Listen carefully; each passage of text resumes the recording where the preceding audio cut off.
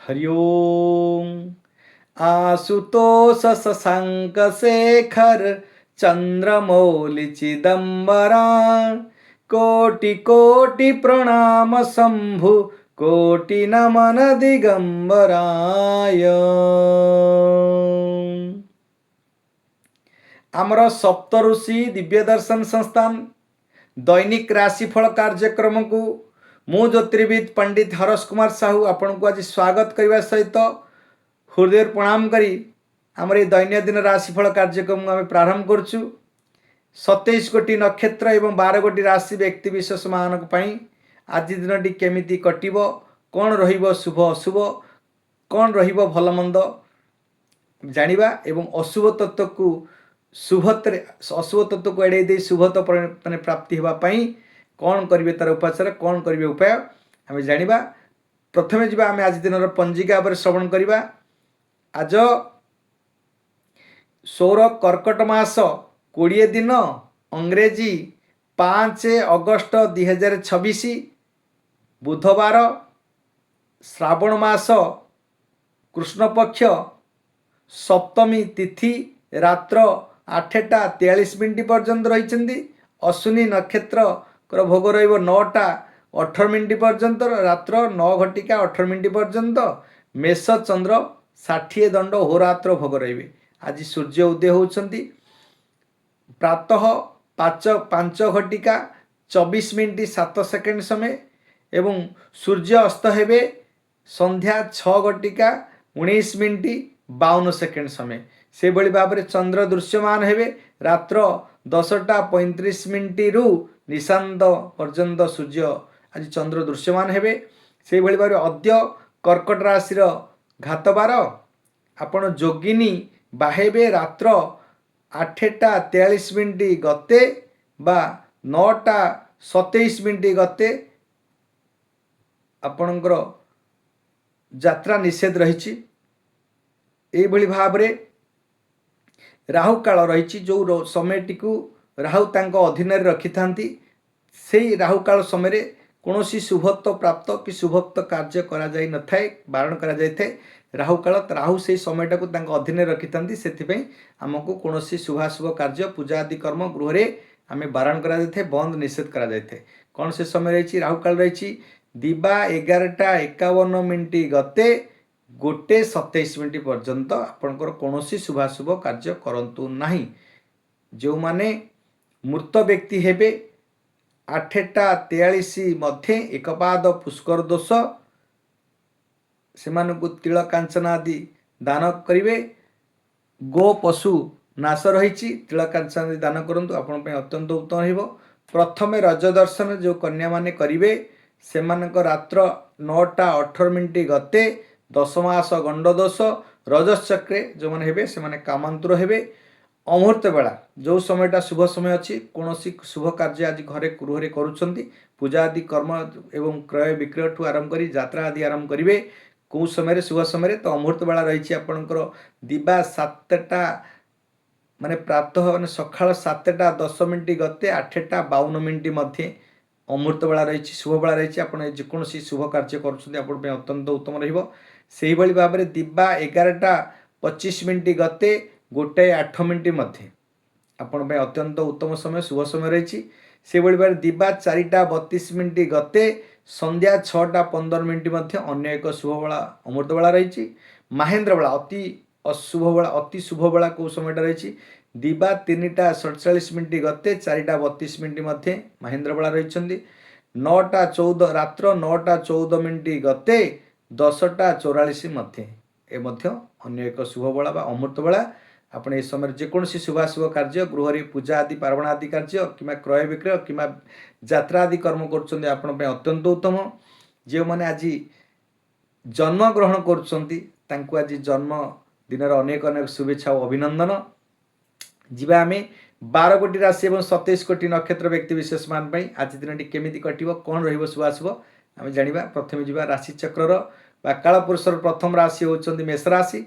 मेष राशि व्यक्ति विशेष मानक 3टी नक्षत्र अश्विनी नक्षत्र मेष राशि, द्विजा नक्षत्र मेष राशि और कृत्तिका नक्षत्र मेष राशि। अश्विनी नक्षत्र देवगण राशि, देवगण नक्षत्र ଦ୍ୱିଜା ନକ୍ଷତ୍ର ମାନବଗଣ ଏବଂ କୃତ୍ତିକା ନକ୍ଷତ୍ର ଦାନବଗଣ। ତେଣୁକରି ଏ ତିନୋଟି ନକ୍ଷତ୍ରଙ୍କର କ'ଣ ରହିଛି ଶୁଭାଶୁଭ। ଆଜି ଆପଣଙ୍କର 9ଟା ଆଜି ଆପଣଙ୍କର ଜନ୍ମ ଚନ୍ଦ୍ର ରହିଛନ୍ତି। 9ଟା 18 ପର୍ଯ୍ୟନ୍ତ ଅଶ୍ୱିନୀ ନକ୍ଷତ୍ର ଭୋଗ ରହିବ, ପରେ ପରେ ଦ୍ୱିଜା ନକ୍ଷତ୍ର ଭୋଗ 9ଟାରୁ ଦ୍ୱିଜା ନକ୍ଷତ୍ର ଭୋଗ ରହିବ, ପରେ ପରେ ଆପଣଙ୍କର କୃତ୍ତିକା ନକ୍ଷତ୍ର ମଧ୍ୟ ଭୋଗ ରହିବ। 4 ପାଦେ ଅଶ୍ୱିନୀ ନକ୍ଷତ୍ର, 4 ପାଦ ଦ୍ୱିଜା ନକ୍ଷତ୍ର, 1 ପାଦ କୃତ୍ତିକା ନକ୍ଷତ୍ର ଭୋଗ ରହିଛି। ତେଣୁକରି ଆଜି ଯେଉଁମାନେ ଜନ୍ମଗ୍ରହଣ କରିଛନ୍ତି ସେମାନଙ୍କର ମେଷ ରାଶି ରହିବ। ତେଣୁକରି ମେଷ ରାଶି ରହିଲେ ସେମାନଙ୍କ ପାଇଁ ଅତ୍ୟନ୍ତ ଶୁଭଦାୟକ ଦିନ ରହିଛି। ଜନ୍ମ ଚନ୍ଦ୍ର ରହିଛନ୍ତି। ତେଣୁକରି ଜନ୍ମଚନ୍ଦ୍ର ରହିଲେ କ'ଣ କରିବେ ନା ଆପଣଙ୍କର ମାନ ସମ୍ମାନ ବୃଦ୍ଧି ପାଇବ। ଆଜି କର୍ମରେ ସଫଳତା ଅର୍ଜନ କରିବେ। ପରିବାର ଭିତରେ ସୁଖ ଶାନ୍ତି, ପରିବାର ଭିତରେ ସ୍ୱଜନରେ ପରିବାରରେ ଆଜି ଅତ୍ୟନ୍ତ ସୁସମ୍ପର୍କ ବୃଦ୍ଧି ପାଇବ। ଆପଣଙ୍କର ଗୃହରେ ସମସ୍ତ କାର୍ଯ୍ୟ ପାଇଁ ଆପଣ ଆଜି ଆନନ୍ଦିତ ହେବେ। କୌଣସି ଶୁଭ କାର୍ଯ୍ୟ ଆରମ୍ଭ କରିପାରନ୍ତି। ମନରେ ଆନନ୍ଦ ଉଲ୍ଲାସ ସହିତ କୌଣସି ପାର୍ଟି ଫଙ୍କସନ୍ ମଧ୍ୟ ଆରମ୍ଭ କରିପାରନ୍ତି। ଆଜି ସ୍ୱଜନରେ ପ୍ରିୟଜନଙ୍କ ସାଙ୍ଗରେ ଅତି ଉତ୍ତମ ସମ୍ପର୍କ ବୃଦ୍ଧି ପାଇବ ଏବଂ ଆପଣଙ୍କର ମନରେ ପ୍ରସନ୍ନତା, ଚାଲିଚଳନରେ ସଂଯମତା, ଆପଣଙ୍କର ବଚନରେ ମଧୁରତା ସୃଷ୍ଟି ହେବ। ତେଣୁକରି ଆଜି ସ୍ୱଚ୍ଛତା ସହିତ ସମସ୍ତ ସମାନବର୍ତ୍ତିତା ଆପଣେଇ ଆପଣଙ୍କର କର୍ମ କରିବେ। ଆପଣଙ୍କର ସମସ୍ତ କର୍ମ ଆଜି ଆନନ୍ଦିତ ହେବ, ଖୁସିର ଲହରୀ ଖେଳିବ। ପରିବାର ସ୍ୱଜନ ପରିଜନଙ୍କ ସାଙ୍ଗରେ ଉତ୍ତମ ସମ୍ପର୍କ ବୃଦ୍ଧି ହେବ। ଘରେ ଆନନ୍ଦିତ ହେବେ, ଉତ୍ସାହିତ ହେବେ। କୌଣସି ପାର୍ଟି ଫଙ୍କସନ୍, ପର୍ବପର୍ବାଣୀ ଆନନ୍ଦ ଉଲ୍ଲାସରେ ପାଳନ କରିବା ସହିତ ଆପଣ ଗୃହରେ ସମସ୍ତଙ୍କ ସାଙ୍ଗରେ ଉତ୍ତମ ସମ୍ପର୍କ ସୃଷ୍ଟି ଆପଣଙ୍କ ଜୀବନକୁ ଆଜି ଉତ୍ସର୍ଗିତ କରିବେ। ଏବଂ ଆଜି ବ୍ୟବସାୟ ନୂତନ କର୍ମ ଆରମ୍ଭ କରିପାରନ୍ତି, ନୂତନ ବ୍ୟବସାୟ ଆରମ୍ଭ କରିପାରନ୍ତି କିମ୍ବା ବ୍ୟବସାୟ ବାଣିଜ୍ୟ ଆଦି କ୍ଷେତ୍ରରେ ଆୟ ଫଳ ଅତି ଉତ୍ତମ ହେବ। କର୍ମରେ ସଫଳତା, ଆପଣ ନୂତନ କର୍ମର ସୁଯୋଗ ଜୁଟିବ। ତେଣୁକରି ଆଜି ଯାହା ବି କର୍ମ କରୁଛନ୍ତି ଆତ୍ମତୃପ୍ତି, ଆତ୍ମସନ୍ତୁଷ୍ଟି ମିଳିବ। ଗୃହରେ ପରିବାରରେ ମଧ୍ୟ ସୁଖ ଶାନ୍ତି ଆଜି ଦେଖାଦେବ। ଯେଉଁମାନଙ୍କର ଦ୍ୱିଜା ନକ୍ଷତ୍ର ମେଷ ରାଶି ସେମାନଙ୍କ ପାଇଁ ଅତ୍ୟନ୍ତ ଅଶୁଭ ଥିବା କାରଣ ତାଙ୍କୁ ଆଜି ଅଶୁଭତ୍ୱକୁ ଆଡ଼େଇ ଦେଇ ଆଜି ଶୁଭତ୍ୱ ପରିଣତ ହେବା ପାଇଁ କ'ଣ କରିବେ ନା ଶୁଭ ସଂଖ୍ୟା ରହିଛି 9, ଶୁଭ ରଙ୍ଗ ରହିଛି ଆପଣ ଲାଲ। ଆରାଧନା ମା ବଗଳାମୁଖୀ ଦେବୀଙ୍କ ଆରାଧନା କରନ୍ତୁ କିମ୍ବା 10 ମହାବିଦ୍ୟାଙ୍କର ମନ୍ତ୍ରକୁ ପାଠନ କରନ୍ତୁ। ଆପଣଙ୍କ ପାଇଁ ଅତ୍ୟନ୍ତ ଉତ୍ତର ହେବ, ଚିନ୍ତା କରିବାର କୌଣସି ଆବଶ୍ୟକତା ନାହିଁ। ପରେ ପରେ ଯିବା ରାଶିଚକ୍ରର ଦ୍ୱିତୀୟ ରାଶି ହେଉଛନ୍ତି ବୃଷ ରାଶି। ବୃଷ ରାଶିରେ ଆପଣଙ୍କର ଦ୍ୱାଦଶରେ ରହୁଛନ୍ତି ଚନ୍ଦ୍ର। ତେଣୁକରି ଆଜି ଆପଣଙ୍କର ବ୍ୟୟ ବୃଦ୍ଧି, ଖର୍ଚ୍ଚ ବୃଦ୍ଧି ପାଇବ। କୌଣସି କଥାକୁ ନେଇ ମାନି ମକଦ୍ଦମା କୋର୍ଟ କଚେରୀ ଯାଇ ଯିବାକୁ ପଡ଼ିପାରେ କିମ୍ବା ଆପଣଙ୍କର ଅପ୍ରୀତିକର ପରିସ୍ଥିତି ସୃଷ୍ଟି ହୋଇପାରେ। ପଡ଼ୋଶୀଙ୍କ ସାଙ୍ଗରେ ଆଜି ତିକ୍ତତା ସୃଷ୍ଟି ହେବ। ସାଙ୍ଗସାଥି ସାଙ୍ଗରେ କାହା ସାଙ୍ଗରେ ଆଜି ମନମାଳିନ୍ୟ ସୃଷ୍ଟି ହୋଇପାରେ କିମ୍ବା ମତଭେଦ ସୃଷ୍ଟି ହୋଇପାରେ କିମ୍ବା ଆପଣ ବାଦ ବିବାଦ ସୃଷ୍ଟି ହୋଇପାରେ। ଆଜି ସ୍ୱଜନ ପ୍ରିୟଜନ ସାଙ୍ଗରେ ତିକ୍ତତା ସୃଷ୍ଟି ହେବ। ଆଜି ପ୍ରତିଯୋଗିତାମୂଳକରେ ଯେଉଁମାନେ ଅଛନ୍ତି ହାରିବାର ଯୋଗ ରହିବ। ଆଜି ହସ୍ପିଟାଲରେ ଭକ୍ତି ପୀଡ଼ା ଯୋଗ ରହିଛି। ମୃତ୍ୟୁବତ୍ ପୀଡ଼ା, ସ୍ୱାସ୍ଥ୍ୟକୁ ନେଇ ଚିନ୍ତିତ ହେବେ। ସ୍ୱାମୀ ସ୍ତ୍ରୀରେ ସୁଖର ହାନି ଘଟିବ। ଆଜି ସ୍ୱାମୀ ସ୍ତ୍ରୀ ଭିତରେ କୌଣସି ଛୋଟ କଥାକୁ ନେଇ ଝଗଡ଼ା ହୋଇପାରେ। ଯେଉଁମାନେ ବିବାହିତ ମହିଳାମାନେ, ପୁରୁଷମାନେ ଅଛନ୍ତି ସତର୍କତା ଅବଲମ୍ବନ କରିବେ। ବ୍ୟବସାୟ ବାଣିଜ୍ୟ ପରିବହନ କ୍ଷେତ୍ରରେ ଆୟ ଫଳ ଆଜି ମାନ୍ଦାବସ୍ଥା ଲାଗି ରହିବ। କର୍ମରେ ବିଫଳତା, ସମସ୍ତ କର୍ମ କଣ୍ଟକ ସଦୃଶ। ଆଜି ଅଧିକ କର୍ମରେ ଆଜି ସତ୍ସଙ୍ଗକୁ ପରିତ୍ୟାଗ କରି କୁସଙ୍ଗରେ ମନୋନିବେଶ କରିବେ। ଆପଣଙ୍କର ଅନିଶ୍ଚିତତାକୁ ନିଶ୍ଚିତତାକୁ ତ୍ୟାଗ କରି ଅନିଶ୍ଚିତ ପଛେ ପଶ୍ଚାଧାବନ କରିବେ। ତେଣୁକରି ଆଜି ଅତି ଅଶୁଭ ତତ୍ତ୍ୱ ଥିବା କାରଣ, ଅଶୁଭ ସମୟ ଥିବା କାରଣରୁ ଆଜି ମନରେ ଅଶାନ୍ତି ସୃଷ୍ଟି ହେବ। ବ୍ୟୟ ଖର୍ଚ୍ଚ ବୃଦ୍ଧି ପାଇବା କାରଣରୁ ମାନସିକ ଅଶାନ୍ତି ସୃଷ୍ଟି ହେବ। ଯେଉଁମାନଙ୍କର ମୃଗଶିରା ନକ୍ଷତ୍ର ବୃଷ ରାଶି 5/2 ସେମାନଙ୍କ ପାଇଁ ଅତ୍ୟଧିକ କ୍ଷତି ରହିଛି, ଅଶୁଭ ତତ୍ତ୍ୱ ରହିଛି। ଆଉ ଯେଉଁମାନଙ୍କର କୃତ୍ତିକା ନକ୍ଷତ୍ର ବୃଷ ରାଶି, ରୋହିଣୀ ନକ୍ଷତ୍ର ବୃଷ ରାଶି ସେମାନଙ୍କ ପାଇଁ ଅତ୍ୟନ୍ତ ଶୁଭ ଦିନ ରହିଛି। ସେମାନେ ମଧ୍ୟ ଉପକୃତ ହେବେ। ଏବଂ ଆପଣଙ୍କର ଯେଉଁମାନେ 5/2 ସେମାନଙ୍କ ପାଇଁ ସତର୍କତା ଅବଲମ୍ବନ କରିବାର ଆବଶ୍ୟକତା ଅଛି। କ'ଣ କରିବେ ନା ଶୁଭ ସଂଖ୍ୟା ଆପଣଙ୍କ ପାଇଁ ରହିଛି 6, ଶୁଭ ରଙ୍ଗ ରହିଛି ମେଣ୍ଟାଲିକ୍ ହ୍ୱାଇଟ୍ ବା ଗୋଲାପୀ। ଆରାଧନା ମା କମଳା ଦେବୀଙ୍କ ଆରାଧନା କରନ୍ତୁ କିମ୍ବା ଲକ୍ଷ୍ମୀ ଅଷ୍ଟକ ମନ୍ତ୍ର ପାଠନ କରନ୍ତୁ। ଆପଣଙ୍କ ପାଇଁ ଅତ୍ୟନ୍ତ ଉତ୍ତମ ରହିବ। ପରେ ପରେ ଯିବା ରାଶିଚକ୍ରର ତୃତୀୟ ରାଶି ହେଲା ମିଥୁନ ରାଶି। ମିଥୁନ ରାଶିରେ ଆପଣଙ୍କର ଏକାଦଶ ଚନ୍ଦ୍ର। ଆପଣଙ୍କର ବିଭିନ୍ନ ଉତ୍ସରୁ ଧନ ପ୍ରାପ୍ତି ହେବେ, ମାନ ସମ୍ମାନ ବୃଦ୍ଧି ପାଇବ। आज स्वजन प्रियजन सागर उत्तम संपर्क बुद्धि सहित आज आय फल अति उत्तम हम। स्त्री हेतुक धन प्राप्ति, कौन सी नूतन मार्ग धन प्राप्ति हो पारे। व्यवसाय वाणिज्य परिवहन क्षेत्र में आय फल अति उत्तम हम। आज लाभर दिन रही, सफलतार दिन रही। तेणुक आज कौन सी हुदन जो आप धन आज फेरी पाइबे, क्या आज फेरी पाइबे। आपणकर गुप्त स्थान धन प्राप्ति हे। धनर नूतन मार्ग आज खोल, नूतन गोटे सुजोग जुटिब, आयर मार्ग खोल। तेणुक आज व्यवसाय वाणिज्य क्षेत्र में आयफल अति उत्तम सहित समस्त कार्य सफलता अर्जन करेंगे। डिजायर ऑफ गेन सफलतार पहुँचे, आयफल वृद्धि पाइब एवं आपणकर समस्त कर्म स्वल्प समय भितर अधिक लाभवान हे। कम परिश्रम रे अधिक लाभवान हे एवं आपणकर आत्मीयता बुद्धि सहित आप समस्त कार्य सफलता अर्जन करेंगे। आज एकादशा सर्वशुभदा भवन्तु। आपण विवाहादि कर्म जदि चिंता कर विवाह खोजुंट कि कौन नूतन कर्म आरंभ करेंगे, आज दिन आपण अत्यंत उत्तम। से जहाँ भी कर्म करेंगे आज सफलता अर्जन करेंगे। पर जा जो मानकर जब देखुचे 7/3 मिथुन राशि कथा जब आम कहे 7 पुनर्वासु नक्षत्र मिथुन राशि से अत्यधिक अशुभ तत्व थी कारण शुभतर परिणत करने कौन करेंगे ना शुभ संख्या रही 5, शुभ रंग रही सबुज। आराधना माँ कात्यायनी देवी को आराधना करूँ किंबा गणेशंकर मंत्र को पाठन करूँ, आपण अत्यंत रही चिंता कर कौन अवस्था ना। पर जा राशि चक्र चतुर्थ राशि कर्कट राशि। आज दशमस्त चंद्र आज निश्चिंत रूपे कर्म भाग्य अपेक्षा कर्म रे अति विश्वास करेंगे। मान सम्मान वृद्धि पाइब, प्रतिष्ठा वृद्धि पाइब, कर्म तत्परता कर्म रे उद्दीपना समस्त कर्म आपणकर आज एकाग्रता सहित उद्दीपना सहित नूतन कर्म आरंभ करेंगे। स्वजन प्रियजनकर आज आपण को सहयोग मिलवा कारण गोटे जेकोसी नुआ काम कर व्यवसाय आरंभ करेंगे, नूतन कर्म आरंभ करूँ, कर्म सफलता अर्जन करेंगे एवं आपणकर माने मनरे प्रसन्नता सृष्टि होगा सहित स्वजन सांगे माने प्रीतियोग स्वस्थता बुद्धि पाइब एवं आत्मीयता बुद्धि पाइब। मनरे प्रसन्नता सहित चालीचलन संयमता एवं वचन रे मधुरता सहित समस्त कर्म स्वस्थता एवं समयानुवर्तिता आपणेबे। से आपण जेकोसी नूतन कर्म आदि करेंगे से सफलता अर्जन करेंगे। पितांकर सहयोग मिल, गुरु गुरुजनकर आज आशीर्वाद सानिध्य लाभ करेंगे। जो माने कर्म क्षेत्र चाकरी क्षेत्र में अच्छा से उच्च पदाधिकारी आशीर्वाद मिल, शुभ दृष्टि प्राप्त हे एवं कर्म क्षेत्र में समस्त कर्मचारी संगे उत्तम संपर्क वृद्धि हे, आयफल वृद्धि हे। व्यवसाय वाणिज्य परिवहन क्षेत्र में आयफल अति उत्तम होगा सहित कर्म सफलता एवं समस्त कर्म आत्मतृप्ति आत्मसंतुष्टि पाइबा कारण आप मनरे प्रसन्नता एवं चालीचलन संयमता एवं आप समयानुवर्तिता आपणेबे। आज कुसंग त्याग करी सत्संग रे मनोनिवेश करेंगे। आपण समस्त कर्म आज सफलता अर्जन करेंगे एवं आपणकर आत्मीयता वृद्धि पाइब एवं समस्त कार्य आप सफलता अर्जन करेंगे।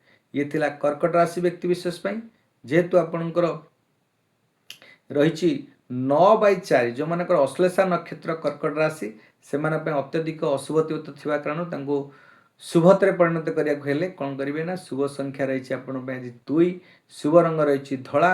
आराधना माँ भुवनेश्वरी देवी को आराधना करूँ किंबा चंद्र महाग्रहंकर मंत्र पाठन कर मातृ सदृश किसी व्यक्ति को खाद्य दिंतु, सम्मान करूँ, स्नेह करूँ, आदर करूँ। देखिए चंद्र महाग्रह आपन आशीर्वाद रहिले आप सफलता अर्जन करेंगे।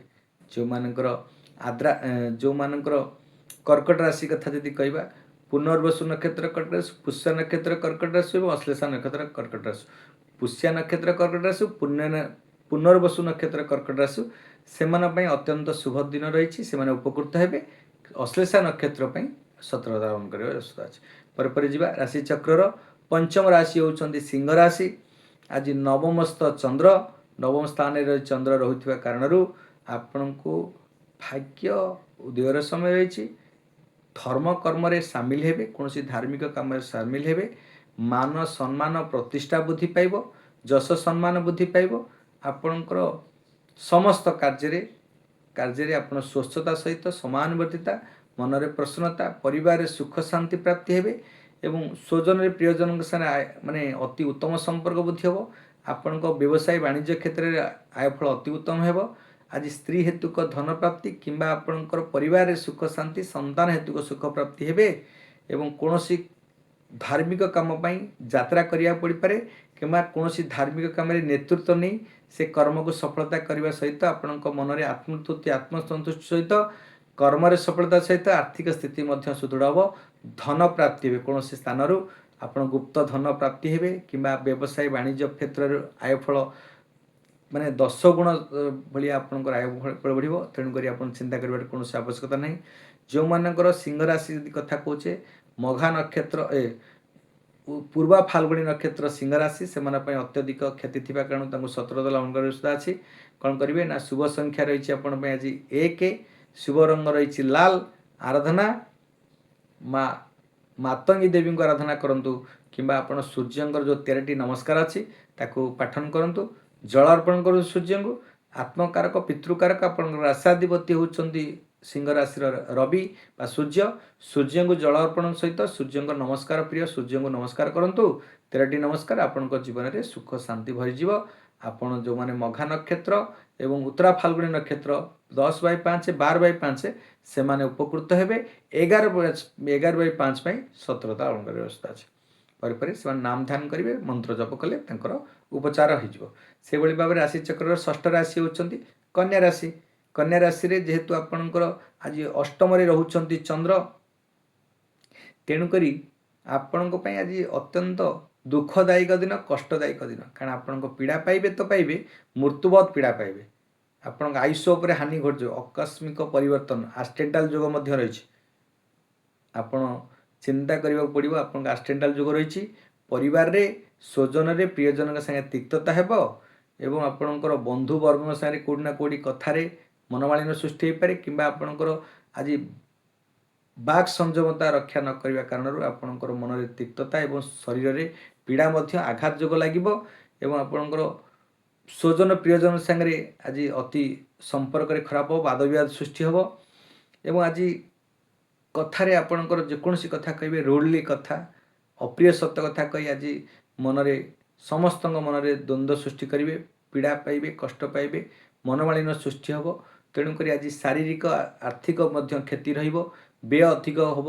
ଆଜି ମାନେ ସତ୍ସଙ୍ଗ ତ୍ୟାଗ କରି କୁସଙ୍ଗରେ ମନୋନିବେଶ କରିବେ। ଆଜି ଧନ ସଞ୍ଚୟ ପ୍ରତି ଅନାଗ୍ରହ କରିବେ, ଖର୍ଚ୍ଚ ପ୍ରତି ଆଜି ଆଗ୍ରହ ବଢ଼ିବ। ଆପଣ ଅତ୍ୟଧିକ ଖର୍ଚ୍ଚ କରିବେ, ବ୍ୟୟ କରିବେ। ଅଯଥା ଖର୍ଚ୍ଚ କାରଣରୁ ମାନସିକ ଅଶାନ୍ତି ମଧ୍ୟ ବୃଦ୍ଧି ପାଇବ। ଯେଉଁମାନଙ୍କର 14/6 ଚିତ୍ରା ନକ୍ଷତ୍ର କନ୍ୟା ରାଶି, ସେମାନଙ୍କ ପାଇଁ ଅତ୍ୟଧିକ କ୍ଷତି ଥିବା କାରଣରୁ ତାଙ୍କୁ ସତର୍କତା ଅବଲମ୍ବନ କରିବା ଆବଶ୍ୟକତା ଅଛି। କିନ୍ତୁ ଯେଉଁମାନଙ୍କର 12/6, 13/6 ଉତ୍ତରା ଫାଲ୍ଗୁଣୀ ନକ୍ଷତ୍ର ସିଂହ ରାଶି ଏବଂ ହସ୍ତା ନକ୍ଷତ୍ର ସିଂହ ରାଶି, ସେମାନେ ଉପକୃତ ହେବେ। 14/6 ପାଇଁ ସତର୍କତା ଅବଲମ୍ବନ କରିବା ବ୍ୟବସ୍ଥା ଅଛି। କ'ଣ କରିବେ ନା ଶୁଭ ସଂଖ୍ୟା ରହିଛି ଆପଣ 5, ଶୁଭ ରଙ୍ଗ ରହିଛି ସବୁଜ। ଆରାଧନା ମା କାତ୍ୟାୟନୀ ଦେବୀଙ୍କୁ ଆରାଧନା କରନ୍ତୁ କିମ୍ବା ଗଣେଶଙ୍କର ମନ୍ତ୍ର ପାଠନ କରନ୍ତୁ କିମ୍ବା ଗଣେଶଙ୍କର ଚାଳିଶା ମଧ୍ୟ ପାଠନ କରନ୍ତୁ। ଆପଣଙ୍କ ପାଇଁ ଅତ୍ୟନ୍ତ ଉତ୍ତମ ରହିବ। ଚିନ୍ତା କରିବାର କୌଣସି ଅବସ୍ଥା ନାହିଁ। ରାଶିଚକ୍ରର ସପ୍ତମ ରାଶି ହେଉଛନ୍ତି ତୁଳା ରାଶି। ତୁଳା ରାଶିରେ ଯେହେତୁ ଆପଣଙ୍କର ଆଜି ସପ୍ତମରେ ଚନ୍ଦ୍ର ରହୁଛନ୍ତି, ତ ଆପଣଙ୍କର ପ୍ରୀତି ଯୋଗ ସୃଷ୍ଟି ହେବ।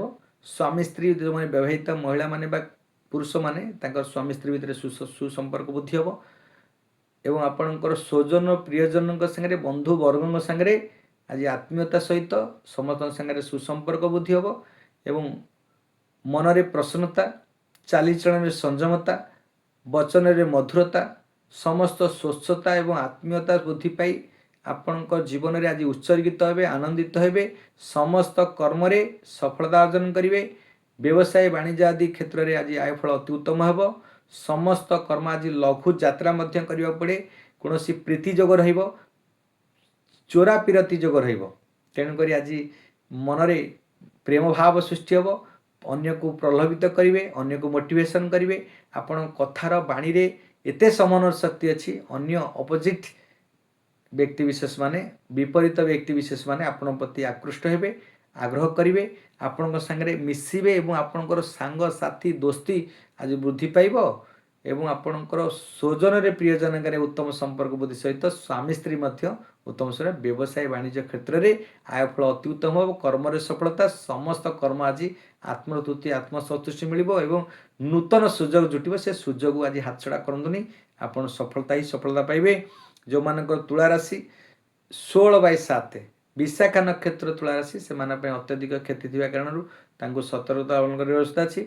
जो मानकर 15/7 14/7 चित्रा नक्षत्र तुला राशि स्वाति नक्षत्र तुला राशि से सफलतार दिन अच्छी उपकृत हेबे चिंता करिबार नै। जो मानक 16/7 से सतर्कता अवलंबन कर व्यवस्था अच्छी। कौन करें शुभ संख्या रही आज 6 शुभ रंग रही मेंटालिटी व्हाइट बा गोलापी। आराधना माँ कमला देवी को आराधना करूँ कि लक्ष्मी को अष्टक मंत्र पाठन करूँ कि जगदम्बा माता जगदम्बा को स्मरण करूँ कि दुर्गा माँ को आज स्मरण करूँ आपण अत्यंत उत्तम रहिबो।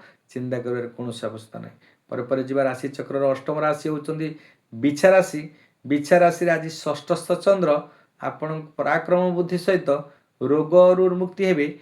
आपणकर शारीरिक जो असुस्थता भोग करुले पीड़ा पाउले आज किछि परिमाण रे स्वास्थ्य उन्नति हेबो रोगर उन्नति हेबो। आपण रोगरू परिशोध हेबे रोगरू आपण मुक्ति पाइबे एवं आपण ऋण जो करछंती कर्ज करछंती आज परिशोध करी मन रे आत्मतृप्ति आत्मसंतुष्टि सहित आपणकर शत्रु को जय करिवे। आज विजयर दिन पराक्रम दिन तेणुक जो मैंने चाकरी अन्वेषण अच्छा चाकरी प्राप्त हेबे। आज जो मैंने पदोन्नति चिंता करछंती पदोन्नति हेबो एवं व्यवसाय वाणिज्य क्षेत्र में नूतन व्यवसाय आरंभ करि पारंती नूतन कर्म आरंभ करि पारंती एवं व्यवसाय रे लाभवान मध्य हेबे एवं आयफल अति उत्तम होगा सहित समस्त कर्म रे आत्मतृप्ति आत्मसंतुष्टि सहित नूतन कर्म आरंभ करेंगे से आप लाभवान मध्य हेबे। तेणुक आज जो कर्मटी आरंभ करुछंती से लाइफ टाइम आपण रॉयल्टी इनकम दब सफलतार शोषण देखेब। जो मानकर बिछा राशि 18/8 ज्येष्ठा नक्षत्र बिछा राशि से सतर्कता अवलंबन कर व्यवस्था अच्छी।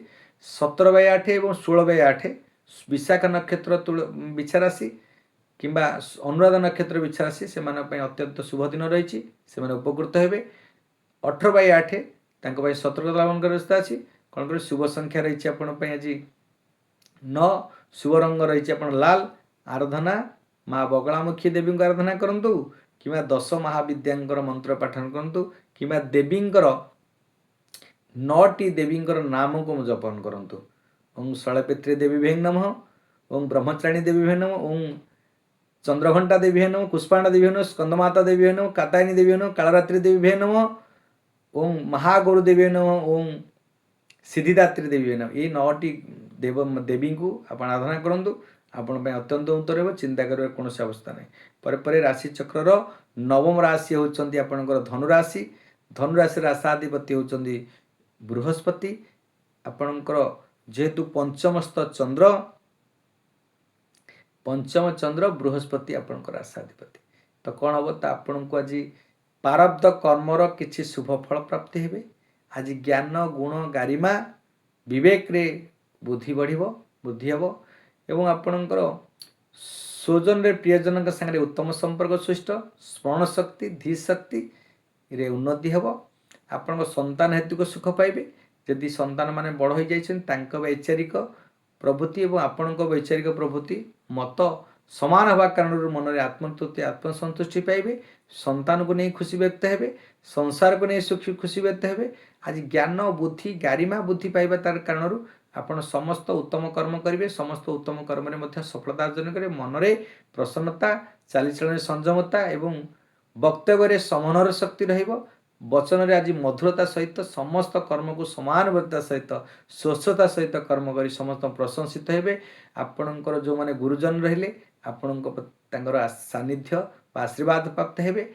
आपणकर लघुजन मान गुरुजन मान को सम्मान करिवे एवं लघुजन मान को स्नेह करिवे। आज आपण पई अत्यंत उत्तम रही। संतान हेतु को सुख संतान पई आज जो चिंतित थिले आज किछि परिमाण रे आश्वस्त लाभ करिवे किछि सफलता प्राप्त हो पारंती। व्यवसाय वाणिज्य परिवहन क्षेत्र में आयफल अति उत्तम हेबो। कर्म रे सफलता समस्त कर्म रे नूतन कर्मारंभ किंवा व्यवसाय आरंभ करी मन में आत्मतृप्ति आत्मसंतुष्टि पाइबा कारण जीवन में सुख समृद्धि प्राप्त हेबे। तेणुक ये थिला आपणकर जो मानकर 20/9 ମାନେ ପୂର୍ବାଷାଢ଼ା ନକ୍ଷତ୍ର ଧନୁରାଶି ସେମାନଙ୍କ ପାଇଁ ଅତ୍ୟଧିକ କ୍ଷତି ରହିଛି, ଅଶୁଭତ୍ୱ ରହିଛି। ଅଶୁଭତ୍ୱ ଗଡ଼େଇକି ଶୁଭତ୍ୱରେ ପରିଣତ ହେବା ପାଇଁ କ'ଣ କରିବେ ନା ଶୁଭ ସଂଖ୍ୟା ରହିଛି ଆପଣଙ୍କ ପାଇଁ ଆଜି 3, ଶୁଭ ରଙ୍ଗ ରହିଛି ମାନେ ହଳଦିଆ। ଆରାଧନା ମା ତାରା ଦେବୀଙ୍କ ଆରାଧନା କରନ୍ତୁ କିମ୍ବା ବିଷ୍ଣୁଙ୍କର ସହସ୍ରନାମ ପାଠନ କରନ୍ତୁ, ଆପଣଙ୍କ ପାଇଁ ଅତ୍ୟନ୍ତ ଉତ୍ତମ ରହିବ। ପରେ ପରେ ଯିବା ରାଶି ଚକ୍ରର 10ମ ରାଶି ହେଉଛନ୍ତି ମକର ରାଶି। ଚତୁର୍ଥସ୍ଥ ଚନ୍ଦ୍ର ଚତୁର୍ଥରେ ରହୁଛନ୍ତି, ତେଣୁକରି ଆପଣଙ୍କ ରାଶାଧିପତି ଥିଲେ ଶନି। ଚନ୍ଦ୍ର ଯେତେବେଳେ ରହୁଛନ୍ତି ଚତୁର୍ଥରେ, ତ ଆପଣଙ୍କର କାର୍ଯ୍ୟକୁ ସଫଳତା ରୂପରେ ସଫାନ କରିବେ। ମାତୃ ସୁଖରେ ହାନି ଘଟିବ। ପାଠ ପଢ଼ିବା ପାଇଁ ପିଲାଙ୍କର ଆଜି ଯେଉଁ ଶିକ୍ଷାର୍ଥୀମାନେ ବିଦ୍ୟାର୍ଥୀମାନେ ଅଛନ୍ତି, ପାଠ ପଢ଼ିବାକୁ ଆଦୌ ଆପଣ ମନ ଲାଗିବ ନାହିଁ। ଏବଂ ଯେଉଁମାନଙ୍କର ମାତୃ ରହିଛନ୍ତି ଦୁଃଖ ପୀଡ଼ା ପାଇବେ। ପ୍ରପର୍ଟି ଜମି ଜମା କୌଣସି ସମ୍ପତ୍ତିଗତ ଆଜି କିଛି ସମ୍ପତ୍ତିଗତ ପିତୃକ ସମ୍ପତ୍ତିରେ କିଛି ବାଦ ବିବାଦ ସୃଷ୍ଟି ହୋଇପାରେ। ଆଜି ଲିଟିଗେସନ୍, ଆଜି ଯଦି ଜମି କିଣିଛନ୍ତି ତାହେଲେ ଲିଟିଗେସନ୍ ହେବ। ଜମି ଜମା ବିବାଦ ଲାଗି ରହିବ। ଆପଣଙ୍କ ପଡ଼ୋଶୀଙ୍କ ସାଙ୍ଗରେ ତିକ୍ତତା ସୃଷ୍ଟି ହେବ। ସ୍ୱଜନରେ ପ୍ରିୟଜନଙ୍କ ସାଙ୍ଗରେ, ଆତ୍ମୀୟତା ଲୋକଙ୍କ ସାଙ୍ଗରେ ଆଜି କୌଣସି କଥାକୁ ନେଇ ବଚସା ସୃଷ୍ଟି ହେବ କିମ୍ବା କୌଣସି କଥାକୁ ନେଇ ମତଭେଦ ସୃଷ୍ଟି ହେବ, ମନାନ୍ତର ସୃଷ୍ଟି ହେବ ଏବଂ ବାଦ ବିବାଦ ମଧ୍ୟ ସୃଷ୍ଟି ହୋଇପାରେ। ଆଜି ପିତାମାତାଙ୍କର ମଧ୍ୟ କିଛି କଷ୍ଟ ଅନୁଭବ କରିବେ, ପୀଡ଼ା ପାଇବେ ଏବଂ ବ୍ୟବସାୟ ବାଣିଜ୍ୟ ପରିବହନ କ୍ଷେତ୍ରରେ ଆୟଫଳ ମାନ୍ଦା ରହିବ। କର୍ମରେ ବିଫଳତା ହେବେ। ସମସ୍ତ କର୍ମ କଣ୍ଡକ ସଦୃଶ ହୋଇ ଜୀବନକୁ ଆଜି ଦୁଃଖ କଷ୍ଟମୟ ହେବ। ଆପଣ ଜୀବନରେ ସମସ୍ତ ସମସ୍ୟା ଆଜି ଘେର ଭିତରେ ରହିବେ। ସ୍ୱାସ୍ଥ୍ୟଠୁ ଆରମ୍ଭ କରି ମାନସିକ ଦୁଶ୍ଚିନ୍ତା, ପାରିବାରିକ ବିଶୃଙ୍ଖଳା ମଧ୍ୟ ଦେଖାଦେବ। ଇଏ ଥିଲା ହେଉଛି ଆପଣଙ୍କର ଚତୁର୍ଥ ମକର ରାଶି ବ୍ୟକ୍ତିବିଶେଷମାନଙ୍କ ପାଇଁ। ମକର ରାଶିରେ 3ଟି ନକ୍ଷତ୍ର। ଉତ୍ତରାଷାଢ଼ ନକ୍ଷତ୍ର ମକର ରାଶି 21/10, ଶ୍ରବଣ ନକ୍ଷତ୍ର ମକର ରାଶି 22/10 ଏବଂ ଧନିଷ୍ଠା ନକ୍ଷତ୍ର ମକର ରାଶି 23/10। ତ ଆଜି ଯେହେତୁ ରହିଛନ୍ତି 23/10, ଯେଉଁମାନଙ୍କର ଧନିଷ୍ଠା ନକ୍ଷତ୍ର ମକର ରାଶି ସେମାନଙ୍କ ପାଇଁ ଅତ୍ୟଧିକ କ୍ଷତି ଥିବା କାରଣରୁ ତାଙ୍କୁ ସତର୍କତା ଅବଲମ୍ବନ କରିବା ବ୍ୟବସ୍ଥା ଅଛି। କ'ଣ କରିବେ ନା ଶୁଭ ସଂଖ୍ୟା ରହିଛି ଆପଣଙ୍କ ପାଇଁ 9, ଶୁଭ ସଂଖ୍ୟା ରହିଛି 8, ଶୁଭ ରଙ୍ଗ ରହିଛି ଆପଣ ନୀଳ ବା କଳା। ଆରାଧନା ମା ଦକ୍ଷିଣକାଳୀ ଦେବୀଙ୍କୁ ଆରାଧନା କରନ୍ତୁ, ଆପଣଙ୍କ ପାଇଁ ଅତ୍ୟନ୍ତ ଉତ୍ତମ ରହିବ। ଚିନ୍ତା କରିବାର କୌଣସି ଆବଶ୍ୟକତା ନାହିଁ। ଆପଣ ଦକ୍ଷିଣକାଳୀ ଦେବୀଙ୍କୁ ଆରାଧନା କରନ୍ତୁ କିମ୍ବା ଜଗନ୍ନାଥଙ୍କୁ ଆଜି ପ୍ରଣାମ କରନ୍ତୁ, ଜଗନ୍ନାଥଙ୍କୁ ସ୍ମରଣ କରନ୍ତୁ, ଦର୍ଶନ କରନ୍ତୁ। ସେ ଦକ୍ଷିଣକାଳୀର ଅନ୍ୟତମ ରୂପ ହେଉଛନ୍ତି ଜଗନ୍ନାଥ। ତେଣୁକରି ଜଗନ୍ନାଥଙ୍କୁ ଯଦି ଆପଣ ପ୍ରଣାମ କରୁଛନ୍ତି, ଜଗନ୍ନାଥଙ୍କୁ ଆଜି ସ୍ମରଣ କରୁଛନ୍ତି, ଜଗନ୍ନାଥଙ୍କୁ ଦର୍ଶନ କରୁଛନ୍ତି, ଶନି ଏବଂ ଦକ୍ଷିଣକାଳୀଙ୍କର ଆଶୀର୍ବାଦ ମଧ୍ୟ ପ୍ରାପ୍ତ ହେବେ। ତେଣୁକରି ଯେଉଁମାନେ ଯିବା ରାଶି ଚକ୍ରର ଏକାଦଶ ରାଶି ହେଲେ କୁମ୍ଭ ରାଶି, ସେହି ସେମ୍ ସମସ୍ୟା ରହିବ। କାରଣ କୁମ୍ଭ ରାଶିର ରାଶାଧିପତି ହେଉଛନ୍ତି କିଏ ନା ଶନି। ଶନି ତୃତୀୟସ୍ଥ ରହିବେ। ଆଜି ତୃତୀୟସ୍ଥ ଶନି ରହିଲେ ଆପଣ ପରାକ୍ରମ ବୃଦ୍ଧି କରିବ, ଲୋକ ସମ୍ପର୍କ ବୃଦ୍ଧି ପାଇବ। ଆଜି ବିଜୟର ପ୍ରାପ୍ତ ଦିନ। ଗୁପ୍ତ ଶତ୍ରୁମାନେ ଥିଲେ ଆଜି ପରାସ୍ତ ହେବେ। ଆପଣ କମ୍ପିଟେଟିଭ୍ ଏକ୍ଜାମ୍ ଦେଉଥିବେ କିମ୍ବା କୌଣସି ଇଣ୍ଟରଭ୍ୟୁ ଦେଉଛନ୍ତି, ଆପଣ ସଫଳତାର ସିଡ଼ିରେ ପହଞ୍ଚିବେ, ସୋପାନରେ ପହଞ୍ଚିବେ। ଆପଣଙ୍କର ଆଜି ଉତ୍ତମ ସମ୍ପର୍କ। ବିଦ୍ୟାର୍ଥୀ ଶିକ୍ଷାର୍ଥୀମାନେ ଯେଉଁମାନେ ଇଣ୍ଟରଭ୍ୟୁ ଦେଉଛନ୍ତି, ଯେଉଁମାନେ ଚାକିରି ଅନୁଷ୍ଠାନରେ ଅଛନ୍ତି, ସେମାନେ ମଧ୍ୟ ସଫଳତା ଅର୍ଜନ କରିବେ। କମ୍ପିଟେଟିଭ୍ ଏକ୍ଜାମ୍ରେ ସଫଳତା ହେବେ। ପ୍ରତିଯୋଗିତାମୂଳକ କାର୍ଯ୍ୟ କରୁଛନ୍ତି, ସଫଳତା ହେବେ। ଆଜି ବିଜୟର ପ୍ରାପ୍ତ ଦିନ। ମାନି ମକଦ୍ଦମା କୋର୍ଟ କଚେରୀ ଯଦି କେସ୍ କୁସା କିଛି ଲାଗିଛି, ଆଜି ସଫଳତା ଦିନ ହେବ। ଆପଣ ଲୋକଙ୍କୁ ଘରୁ ଟାଣି ନେଇ ସାହାଯ୍ୟ କରିବେ। ଆଜି ସାହାଯ୍ୟର ଦିନ, ସଫଳତା ଦିନ। ଯେହେତୁ ଆପଣଙ୍କର କୁମ୍ଭ ରାଶିରେ ତୃତୀୟସ୍ଥ ପରାକ୍ରମ କ୍ଷେତ୍ରରେ ରହିଛନ୍ତି ଚନ୍ଦ୍ର, ତ ଆପଣଙ୍କର ମନକୁ ସାର୍ପନେସ୍ କରିବେ। ତୀକ୍ଷ୍ଣ ବୁଦ୍ଧି ସହିତ, ଉତ୍ତମ ଚିନ୍ତାଧାରା ସହିତ ଛୋଟ ଭାଇ ଭଉଣୀକୁ ମଧ୍ୟ ଆଜି ସ୍ନେହ ଶ୍ରଦ୍ଧା କରିବେ ଏବଂ ତାଙ୍କର ସାନ୍ନିଧ୍ୟ ଲାଭ ମଧ୍ୟ କରିବେ। ତାଙ୍କର ମଧ୍ୟ ସହଯୋଗ ଆପଣଙ୍କ ପ୍ରତି ରହିବ। ତେଣୁକରି ଆଜି ପରିବାରରେ ସ୍ୱଜନରେ ଉତ୍ତମ ସମ୍ପର୍କ ସହିତ ଆପଣ ସମସ୍ତ କର୍ମକୁ ସମାନବର୍ତ୍ତିତା ସହିତ ଆପଣେଇବେ ଏବଂ କର୍ମରେ ସଫଳତା ଅର୍ଜନ କରି ଜୀବନଟିକୁ ଉତ୍ସର୍ଗିତ କରିବେ। ଆଜି ଆପଣ କର୍ମରେ ଅର୍ଥାତ୍ ଆପଣ ବ୍ୟବସାୟ ବାଣିଜ୍ୟ ପରିବହନ କ୍ଷେତ୍ରରେ ଆୟଫଳ ଅତି ଉତ୍ତମ ହେବ। ଯେଉଁମାନେ ଚାକିରି କରିଛନ୍ତି, ଚାକିରି କ୍ଷେତ୍ରରେ ମଧ୍ୟ ପଦୋନ୍ନତି, ପଦପ୍ରାପ୍ତି ଏବଂ ଆପଣ ଦରମା ବୃଦ୍ଧି ହେବାର ମଧ୍ୟ ଯୋଗ ରହିଛି। ତେଣୁକରି ଯେଉଁମାନେ ଚାକିରିଆମାନେ ମଧ୍ୟ ସହକର୍ମୀଙ୍କ ସାଙ୍ଗରେ ଉତ୍ତମ ସମ୍ପର୍କ ବୃଦ୍ଧି ପାରି ଆପଣ ଜୀବନ ଖୁସିମୟ ଆନନ୍ଦମୟ କରିବେ। ଚିନ୍ତା କରିବାର କୌଣସି ଆବଶ୍ୟକତା ନାହିଁ। ଯେଉଁମାନଙ୍କର 25/11 ପୂର୍ବ ଭାଦ୍ର ନକ୍ଷତ୍ର କୁମ୍ଭ ରାଶି, ସେମାନଙ୍କ ପାଇଁ ଅତ୍ୟଧିକ କ୍ଷତି ଥିବା କାରଣରୁ କିମ୍ବା ଅଶୁଭତ୍ୱ ଥିବା କାରଣରୁ ଅଶୁଭତ୍ୱକୁ ଏଡ଼େଇ ଦେଇ ଶୁଭତ୍ୱରେ ପରିଣତ କରିବାକୁ ହେଲେ ଶୁଭ ସଂଖ୍ୟା ରହିଛି ଆପଣଙ୍କ ପାଇଁ ଆଜି 8, ଶୁଭ ରଙ୍ଗ ରହିଛି ନୀଳ ବା କଳା। ଆରାଧନା ମା ଦକ୍ଷିଣକାଳୀ ଦେବୀଙ୍କୁ ଆରାଧନା କରନ୍ତୁ କିମ୍ବା ଆପଣ ଜଗନ୍ନାଥଙ୍କୁ ସ୍ମରଣ କରନ୍ତୁ, ଜଗନ୍ନାଥ ଅଷ୍ଟକ ମାତ୍ର ପାଠନ କରନ୍ତୁ, ଆପଣଙ୍କ ପାଇଁ ଅତ୍ୟନ୍ତ ଉତ୍ତର ହେବ। ଚିନ୍ତା କରିବାର କୌଣସି ଆବଶ୍ୟକତା ନାହିଁ। କଦାଚିତ୍ କାଳନ୍ଦିତଟ ବିପିନ ସଙ୍ଗୀତ କରବୋ ମୁଦାଭୀରି ନାରୀ ବଦନ କମଳା ସ୍ୱାଦ ମଧୁପହ ରମା ଶମ୍ଭୁ ବ୍ରହ୍ମା ସୁରପତେ ଗଣେଶାର୍ଚିତ ପଦೋ ଜଗନ୍ନାଥ ସ୍ୱାମୀ ନୟନ ପଥଗାମୀ ଭବ ତୁମେ। ଇଏ ମନ୍ତ୍ରକୁ ପାଠନ କରନ୍ତୁ, ଆପଣଙ୍କ ପାଇଁ ଅତ୍ୟନ୍ତ ଉତ୍ତମ। ଚିନ୍ତା କରିବାର କୌଣସି ଆବଶ୍ୟକତା ନାହିଁ। ପରେ ଯିବା ରାଶିଚକ୍ରର ଶେଷ ରାଶି ହେଉଛନ୍ତି ମୀନ ରାଶି। ମୀନ ରାଶି ବ୍ୟକ୍ତି ବିଶେଷ ପାଇଁ ଆଜି ଦ୍ୱିତୀୟ ସ୍ଥ ଚନ୍ଦ୍ର ଆପଣଙ୍କୁ ଧନ ସଞ୍ଚୟରେ ମନୋନିବେଶ କରିବେ। ଆଜି ଖର୍ଚ୍ଚ ଅନାଗ୍ରହ କରିବେ, ଖର୍ଚ୍ଚ ପ୍ରତି ଅନାଗ୍ରହ ହେବ, ସଞ୍ଚୟ ପ୍ରତି ଆଜି ମନୋନିବେଶ କରିବେ, ଆଗ୍ରହ ସୃଷ୍ଟି କରିବେ। ତେଣୁକରି ଆଜି ଆୟ ଯାହା ରହିବ ବ୍ୟୟ କମିଯିବ। ସଞ୍ଚୟରେ ମନୋନିବେଶ କରି ଆଜି ବ୍ୟାଙ୍କ ବାଲାନ୍ସ କରିବେ। କୁଟୁମ୍ବ ପରିଜନଙ୍କ ସାଙ୍ଗରେ ଆତ୍ମୀୟତା ଲୋକଙ୍କ ସାଙ୍ଗରେ ଆଜି ଉତ୍ତମ ସମ୍ପର୍କ ବୃଦ୍ଧି ପାଇବ। ଆଜି ମାନ ସମ୍ମାନ ପ୍ରତିଷ୍ଠା ବୃଦ୍ଧି ପାଇବ।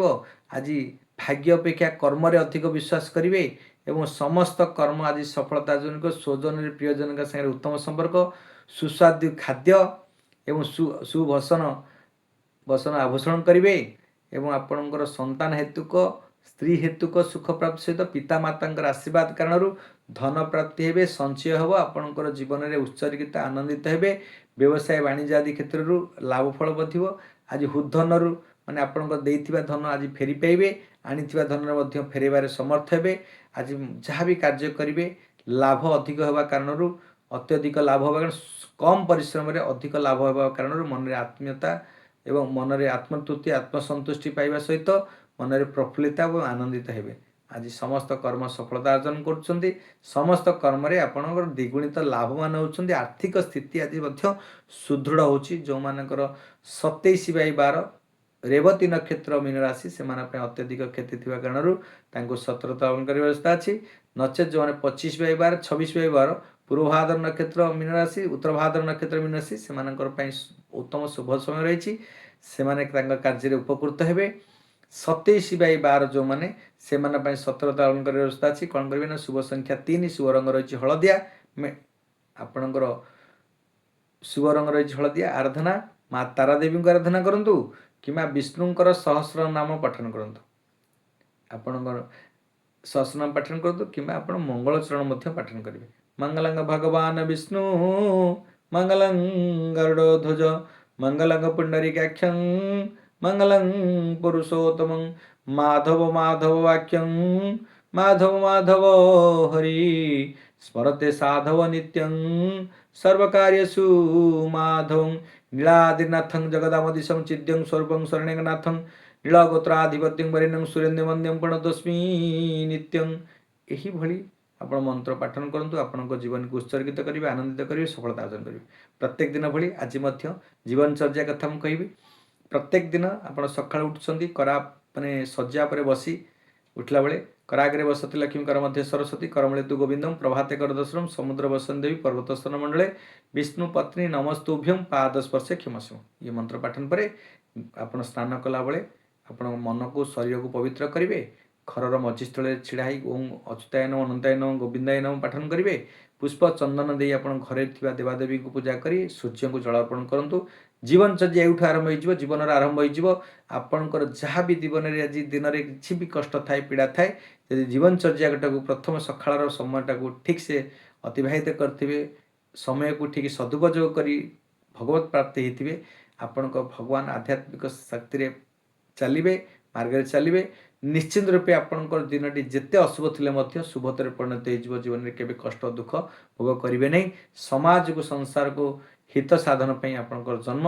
ତେଣୁକରି ସମାଜ ପାଇଁ ସଂସାର ପାଇଁ ହିତ କରି ଆପଣଙ୍କ ମନରେ ଆନନ୍ଦ ପାଇବେ, ଖୁସି ପାଇବେ, ଖୁସି ବ୍ୟକ୍ତ ହେବେ, ଆତ୍ମତୃପ୍ତି ଆତ୍ମସନ୍ତୁଷ୍ଟି ମଧ୍ୟ ପାଇବେ।